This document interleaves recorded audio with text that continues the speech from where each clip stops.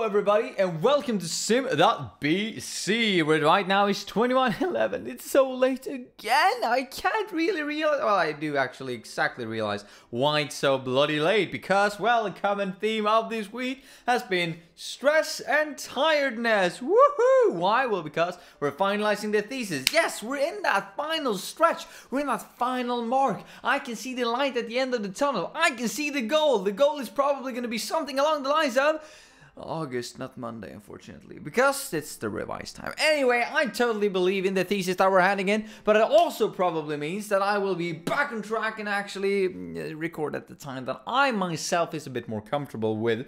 Another thing for why I'm tired is because, well, I've been carrying around something rather heavy today, and what might that be, you might ask? Well, I've been carrying around, and I would like to have this on the record, this bloody book with me, because for the last 14 days I've been doing thesis in school, and then after that, you know, I've been doing that for a solid like 5 to 6 hours, and then just roll over and done corporate finance for another like 3 to 4 hours. And I always forget my book, but my friends are so nice. They always bring the book and I can always look at it, which is the best. But today I thought, you know what, I'm actually gonna carry on my own book, which feels like a brick wall, by the way. So it's rather heavy because it's a rather hefty book. Now you can see it's bigger than my face, like that, and it's big as my bloody mouth, like that, which is, you know, quite big actually.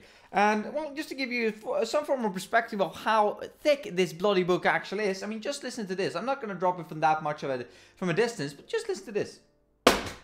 Yeah, you could probably hear that. Now, my neighbor probably thought that someone bloody died there because, well, that's pretty much the punch that it packs when it hits the floor. So just throw this on the bed and hope that it doesn't break, because that would be unfortunate, but entirely possible. Rather entirely plausible, because the book is bloody heavy. Anyway, so I've been carrying all of that around, so who even knows if I need to go to the gym today, right? I will anyway, because, you know, structure and habits, like A2 said in my life.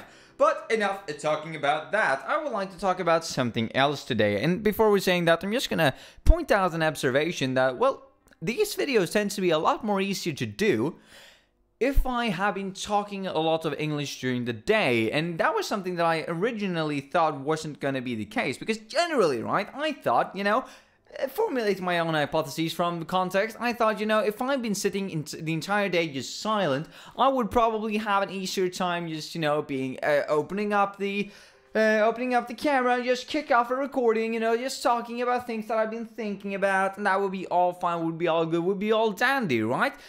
Wrong. Turns out, because over the last couple of weeks, or rather over the last couple of months, I would say, I've realized that those days that I've been in school and talked English for a lot of time, or just talked and interacted with people for an extended amount of time overall, has actually led me to have more energy to produce videos, or that kind of is an arguable point. Maybe not that I have more energy, but the flow in the language, the flow in the discussion, the flow in the conversation is just that much better. I do not really know why. Maybe it has something to do with, you know, you're warming up your vocal cords. Maybe if you're, you know, silent for the entire day, you're a bit rusty in your voice if you just go about and try to bash something out. Could entirely be the case. Anyway, just an observation that I've had that I thought was kind of interesting and, you know, entirely counterintuitive. No, not counterintuitive, but entirely the opposite to what I originally thought was going to be the case. Anyway, and the entirely wrong, or the opposite to the case I thought it was going to be if someone had asked me about it before I did this. So kind of a nice interpretation to take away from this. Anyway, that's not what we're going to talk about, mates, because today we're going to talk about who is determining what is awkward. Is it people involved in the act of awkwardness, or is it the people observing the event? Hashtag social convention. And this is a rather good point of discussion, actually. We kind of brought it out yesterday when we were talking about who actually determines... No, we actually didn't talk about that, but we were talking about something else that was something along the lines of what is awkward. No, yeah, that silence is often perceived as being awkward. And then we came into the classic, if I might say so myself, the classical bus example, you know? When you were just standing at a bus stop, or rather when I was, not just you in the general you, because I don't think that most people have done this, but I once, upon a time, conceived a bit of a social experiment when I was walking up to people at bus stops, and I was just started to talk to them from, you know, no no reason at all. I just wanted to see how the reaction was kind of going to be, because I thought, personally, this is kind of interesting. Why is this kind of interesting? Well, because of a lot of different reasons, but probably mainly because, society overall, at least in the Western world, at least in the Nordic countries of the European Union, at least in Sweden, at least where I live, at least here where I live. People have gotten a lot of critique, or society overall has gotten a lot of critique, that people are just interested in their phones and not in each other. So that's kind of the reason why I led up to this experiment, and I went out and I tried to talk to people, as I said yesterday as well. The people who tend to talk back to me, not talk back to me in a negative sense, but actually engaged in conversation and actually acknowledged that I was there, was mostly old people, which I thought was rather interesting. Now, if that is because they don't have anyone else to speak to, because, well, the friends are dead. Kind of harsh, but gotta realize the facts here, right? Gotta realize some possibilities, rather, is probably the better way of saying it. I'm not saying that all old people who aren't that social and outgoing have friends that are dead. We're just gonna skip that. I'm not saying that that's a political correctness minefield. That's just a minefield overall. That's just a bad opinion overall. Anyway, mates, let's just continue as if that never did happen. So, what we're talking about is that generally, the people who just engaged in conversation with me were mostly old people and not young people. However, for the case of this discussion, we're gonna consider the younger people, because what these younger people tended to do was trying to avoid conversation as much as they humanly could, as much as they possibly could. And as of yesterday, I was kind of discussing that in the light of, well, maybe they were just afraid of this entire idea that, well, silence is sometimes considered to be very awkward, and therefore they didn't want to,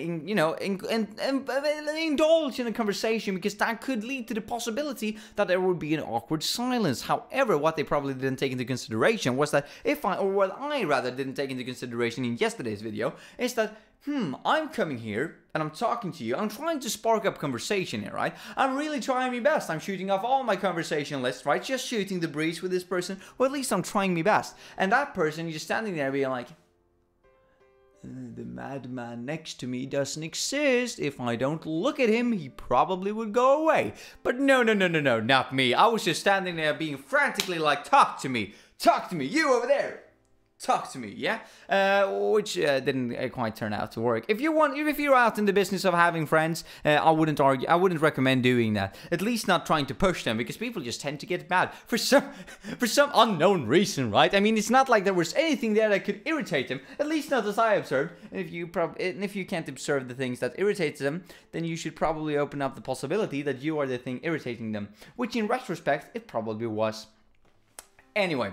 So what I was thinking, right, before beginning this video today, is that who is it that actually perceives awkwardness? Who is it that actually establishes that awkwardness is occurring? Because as we all know, awkwardness, or as I would like to argue anyway that everybody knows, is that awkwardness is just a social construct that we've developed over time. Now, yet again, everything can be considered and be argued to be a social construct of some sort of the imagination, right? In some definition of the word. But I would like to argue that this is a very strong case. This is a very strong correlation between, well, if society wouldn't exist in the way it does, then awkwardness probably wouldn't exist in the way it does either.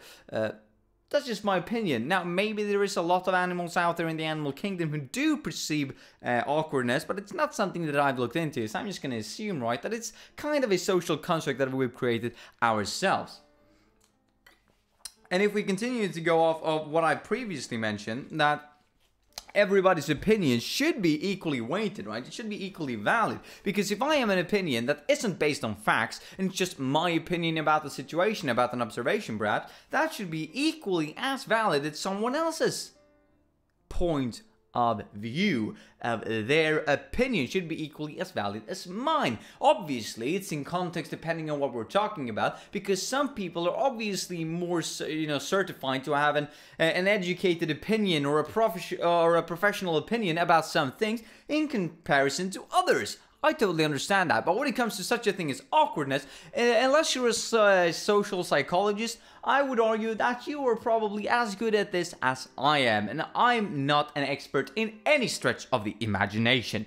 Not at all, actually. Probably the other way around if you think about it. Anyway, coming from the guy who went up to people at the bus stop trying to spark in conversation to various degrees of success.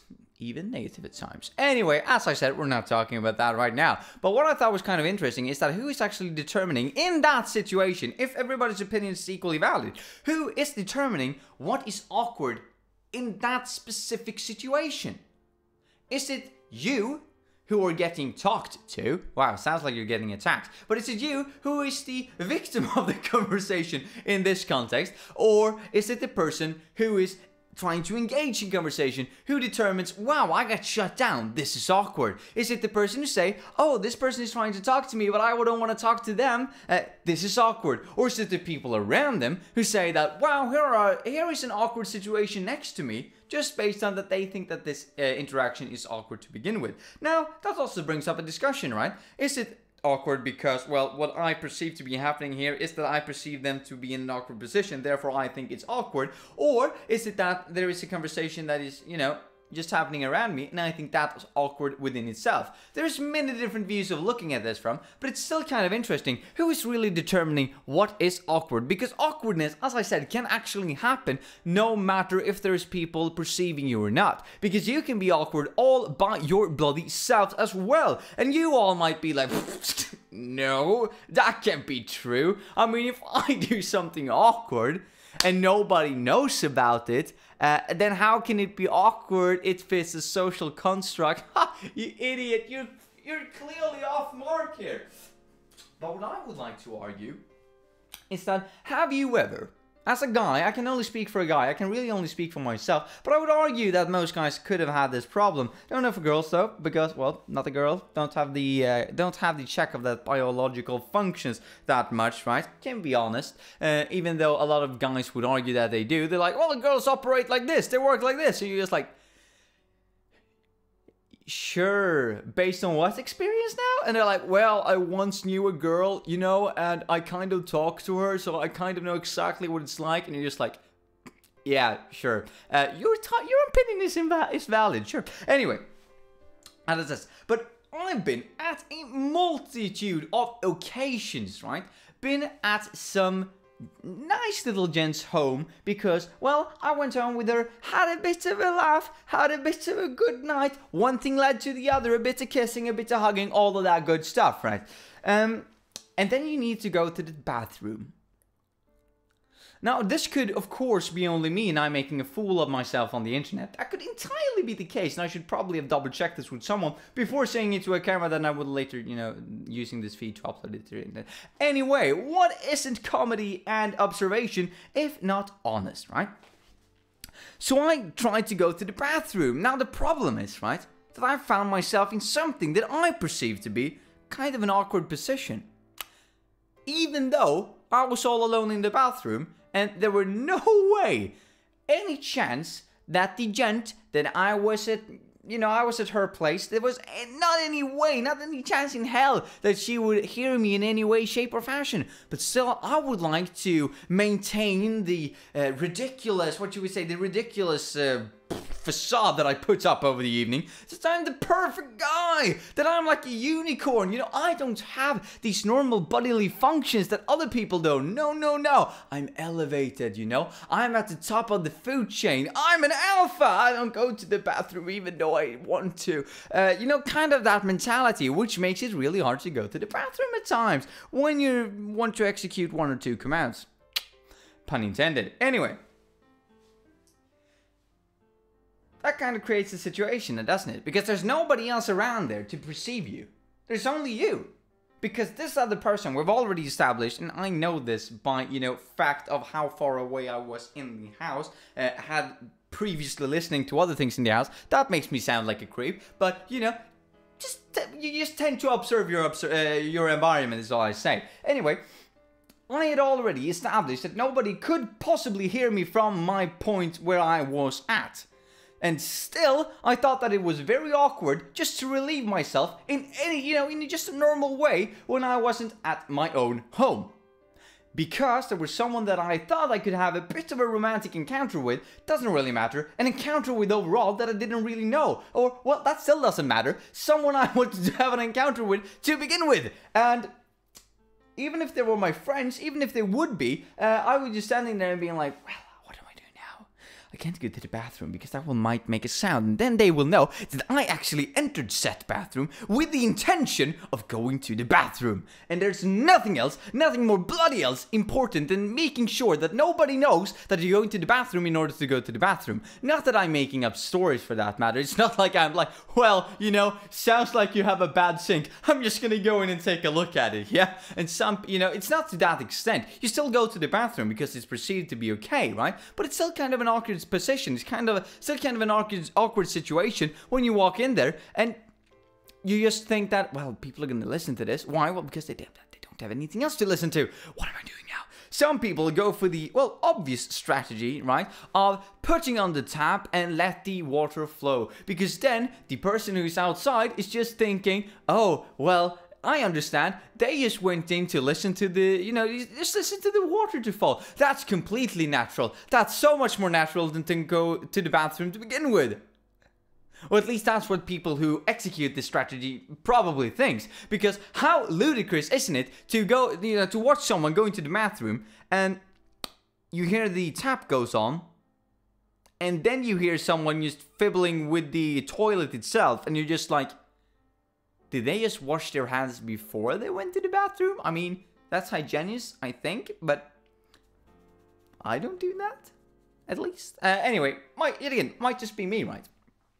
But that establishes that in this position, in this point in time, there is no one around to observe you, because as we established, the other person or the other people in the house is way too far away to, you know, really understand who you are and where you are and why. Wow, that yet again make me sound like a creep. Who you are. That was the wrong choice of words, you know. English ain't my native language.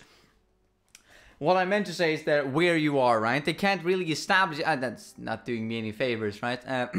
Let's just say they can't really listen to you, right? They can't really hear you. No, that still doesn't work, you know? It sounds like I've been creeping in and hiding in their bathroom. Anyway, what I am trying to say is that they can't observe any sound from you, but they know that you're in the bathroom because they invited you into their apartment. Yeah, that makes total sense. You're saying all that's impossible now and everything that's insane at the moment is that you've been walking to the bathroom without wanting to actually go to the bathroom, even though you want to go to the bathroom, but you can't really tell anyone that you really want to go to the bathroom because that is insane for some reason, that you have bodily functions. Anyway, that's a bit of social contempt from my side, but it's still social convention. But that clearly establishes, right, that even though there's no one there to observe you, it's still a kind of an awkward position.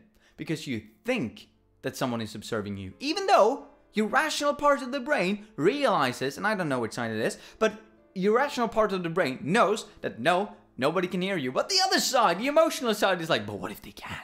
And you're just like, nope, they can't. And they're like, but what if they can? No, they can't. But what if they can? No, they can't. But what if they can? And this side starts winning. It's like, but what if they do can? And it's like, but they probably don't know. But aha, probably, so they can know. And he's like, oh, no. So it's all about this awkward idea. It's all about perceived, right? It's all about perceived awkwardness. It's all about you imagining or perceiving or thinking that someone could be viewing you or that someone can be listening to you when you do something that kind of arguably maybe steps a bit out of line of what is the average of society. And that is kind of what awkwardness is now, isn't it? You doing something with one intention, probably the intention of the rest of society, so that this mechanic of society can just keep on rolling, right? With not any stops, any sort of the imagination to stop, even though this mechanism might be wrong. We don't want to stop and fix it. We just want to go along with it because that's so much easier than actually stop and fixing something, no matter what social perception is.